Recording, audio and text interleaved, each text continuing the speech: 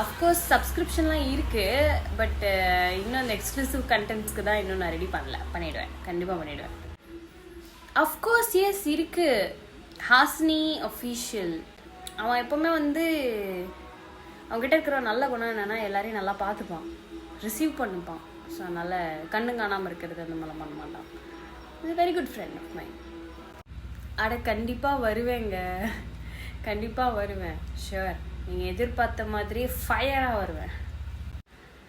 மாமா மச்சான் ஏய் நீதானோ ஆசை வச்சான் ஏய் ஆகாதோ வரலாமா தொடலாமா தொடும்போது சுகந்தானா மாமா மச்சான்.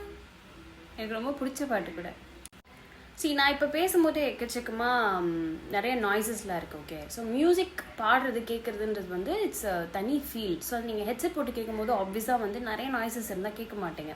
நான் அதை பற்றி செப்பரேட்டாகவே ஒரு வீடியோ போட்டிருந்தேன். பட் ஸ்டில் இருந்தாலும் நான் வந்து ஃபஸ்ட்டு இந்த மாதிரி ஒரு பாட்டை வந்துட்டு அலாங் வித் தட் பாடி அதை வந்து ஷூட் பண்ணி வச்சுப்பேன். அதுக்கப்புறம் அந்த பாட்டுடைய ட்ராக்ல என்னோடய வாய்ஸை மறுபடியும் பாடி மிக்ஸ் பண்ணி அதுக்கப்புறம் மர்ச் பண்ணுறது தான்.